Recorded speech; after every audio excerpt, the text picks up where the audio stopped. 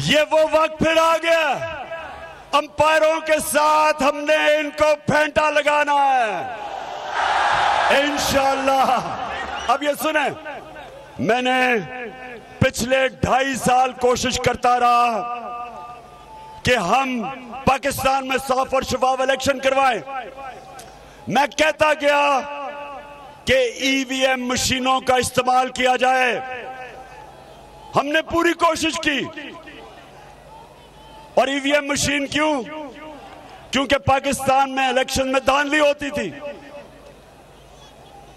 और हमने धांधली खत्म करने के मशीनों का इस्तेमाल का 2.5 साल से कोशिश करते रहे। ना इलेक्शन कमीशन, उसने पूरी कोशिश की इसको सैबोटाज करने की। ये जो चोरों की ऑपोजिशन है, ये जो इस मुल्क में 30 साल से डाके मार रहे हैं, इन्होंने सब मिल गए, इन्होंने सैबोटाज किया ईवीएम मशीन। आज एक इदारा है पटन, ये इलेक्शन के ऊपर रिसर्च करता है। आज इस इदारे की रिपोर्ट छपी है, ये जरा गौर से सुने रिपोर्ट क्या कहती है। 163 तरीके हैं